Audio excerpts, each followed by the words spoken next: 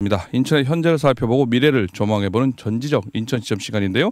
오늘 인천시의 국민의힘 유승분 의원, 더불어민주당 조성환 의원과 이야기 나눠보겠습니다. 두 분 의원님 안녕하세요. 네, 안녕하세요. 조성환 의원님은 뭐 지금 두 달째 계속 출연하고 계시고요. 유승분 의원님 지난번 그때 건교이사 때 한번 출연하셨었죠? 네, 전반기 때 네. 또 이렇게 오늘 전적 인천 시점에 새로운 멤버로 오늘 출연하시게 되는데요. 각오 오랜만에 청취자 여러분께 인사 한 말씀 해주시고 시작할까요? 안녕하세요. 저는 연수구 제3선거구 동춘 1, 2동 5년 율동을 지역구로 두고 있는 인천광역시의 행정안전위원회 유승분 의원입니다.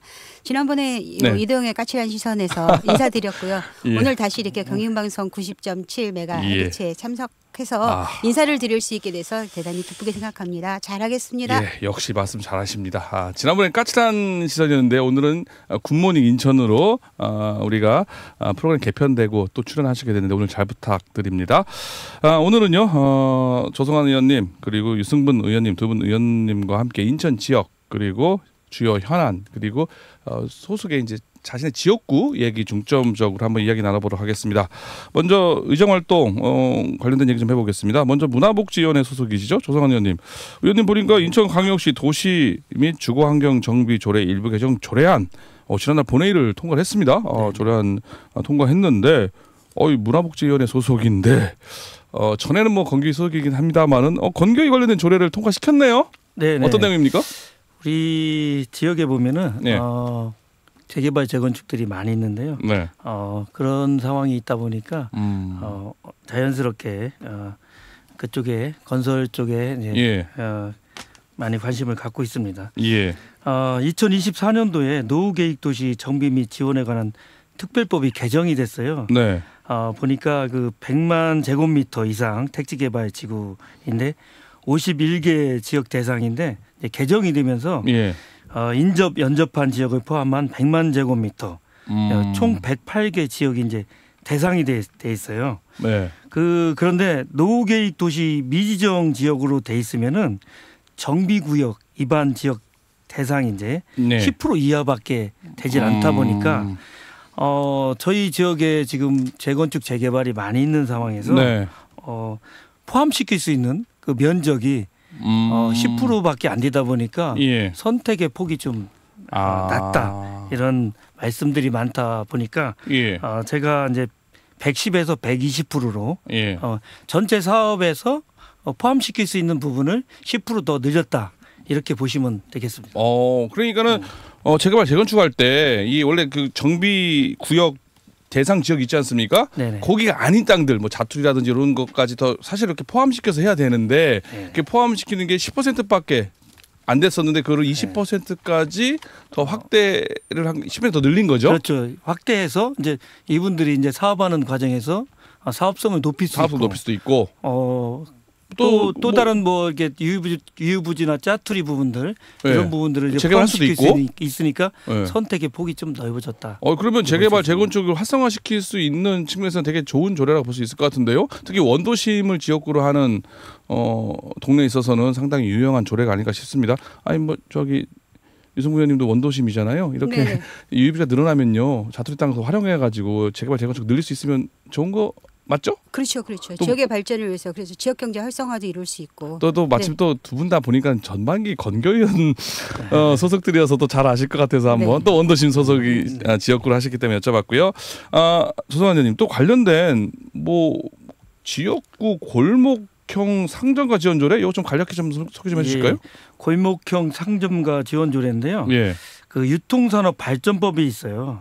발전법에 이제 보면은 음식점 등 이런 곳들은 이제 지정되지 않아서 지원에서 이제 제외가 되고 있어요.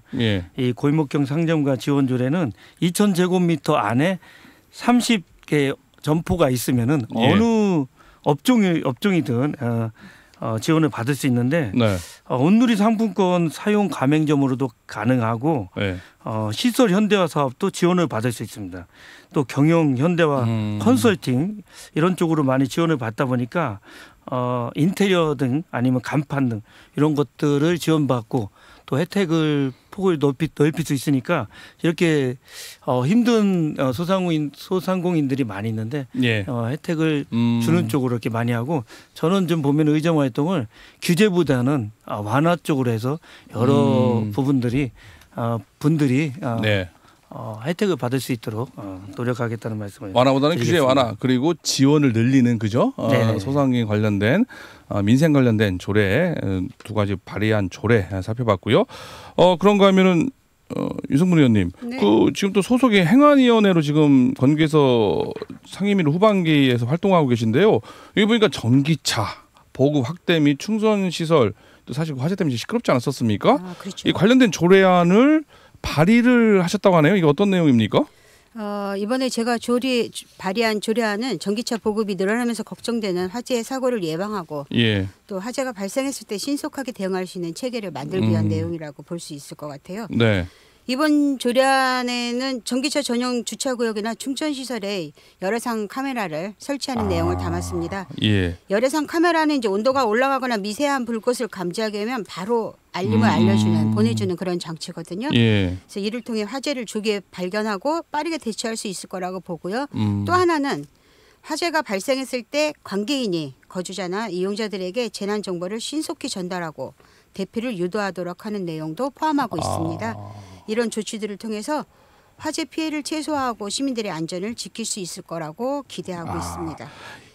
네. 열화상 카메라 설치를 강화한다. 그러면 결국 이거 열화상 카메라 설치하려면요. 좋긴 좋은데 돈 들겠네요. 돈 들하면은 그거 뭐 지원해 줍니까? 하면 여기 전기차 하는 애들이 저기 아파트 자체적으로 만들어야 되는 거죠? 일단 이 조례가 이제 만들어짐으로 인해서 이것을 의무화 하는 거를 그러니까 신축 아파트를 지었을 때 이걸 의무화할 수 있는 이런 근거가 되지 않을까 이렇게 봐주고요. 예. 지금 현재로 있는 아파트들의 경우에는 이제 수요를 조사하고 필요 부분에 대해서 이제 어떻게 들어갈 것인가 하는 부분들을 좀 고민하고 있습니다. 근데 이게 예산이 비용 추계가 굉장히 많이 되는 부분이어서 지금 대상을 어떻게 선택할 것인가 하는 부분들에 대해서는 좀 고민 중에 있습니다. 아, 그래요? 지금 발의를 한 상황이죠? 네, 통과됐습니다.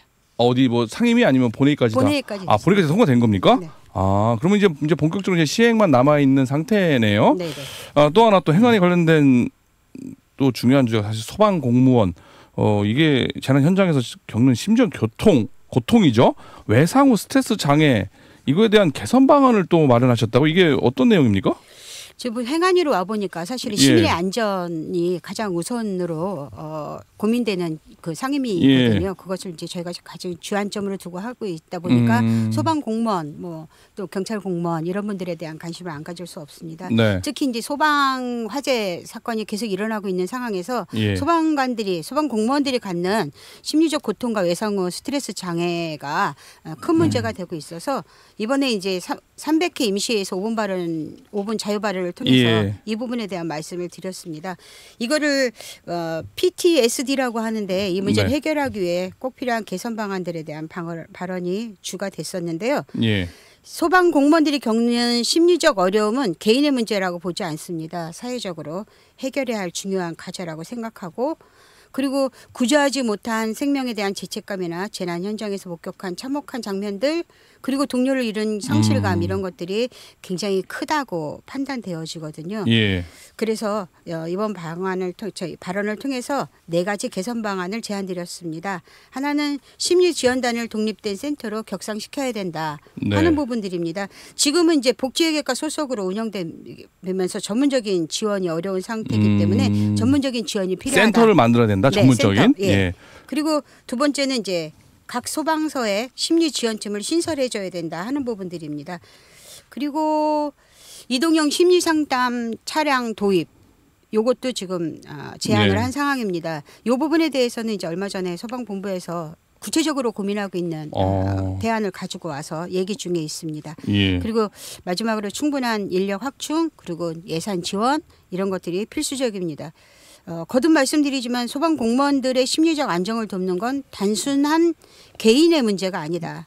시민의 안전과 직결된 문제이기 때문에 이 부분에 대한 관심이 필요하다 이렇게 생각됩니다. 그런데 의원님은 잘 몰라서 그러는데요. 소방 공무원들이요. 이 외상후 스트레스 장애, PTSD 이게 사실 충분히 이해는 가는데요. 어느 정도 그렇게 심각합니까? 어느 정도로 어떻습니까? 실제 보시면 실질적으로 많이 심각합니다. 그래서 심리상담 통계를 3년간 인천 소방본부에서 진행한 심리상담 통계를 보면 연평균 2,474회 상담이 이루어지고 있고요.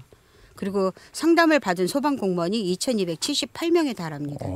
그러니까 인천의 소방 공무원이 약 3,400명 정도인데 2,278명이다 이렇게 얘기하는 건 굉장히 많은 분들이 어려움을 겪고 있다 이렇게 볼 수 있는 거고요. 인천만을 얘기하는 거 지금? 네, 지금 현재 인천만 말씀드리고 있습니다. 인천의 통계입니다. 인천이 소방공무원이 3,400명인데 2,270회나 2,000번 넘는 상담을 받았다는 얘기예요? 네, 그리고 엄청나네요. 네, 엄청난 소방 공무원들이 이런 외상후 스트레스 장애에 힘들어하고 있습니다. 그래서 지금 이제 행안위 소속 이제 의원님들이 이제 관련된 지원, 특히 심적 안정을 위한 4대 개선 방안을 5분 자유반을 얘기하셨는데요. 지금 인천시 어떻습니까? 이런 소방 공무원들 심적 안정을 위해서 그리고 뭐 하고 있는 상황 역할은 좀 어때요? 잘하고 있습니까? 인천시? 네, 잘하고 있습니다. 그래서 좀 어려운 부분들에 대한 것들, 고충을 좀 같이 나눠 가지려고 하는 노력들을 실질적으로 하고 있고요. 그리고 저희 행안위에서 잘 살피고 있는 중에 있습니다. 네. 소방 공무원들의 심리적 안정을 위한 4대 개선 방안 얘기를 들어봤는데요. 의원님 조성환 의원님은 뭐 사실 이 행안위하고 상관없습니다만은 사실 좋은 방향이라고 생각이 되네요. 어떻습니까? 이 소방 공무원들의 심적 안정을 위한 이런 지원책 마련 뭐 바람직한 방향을 보시는 거죠?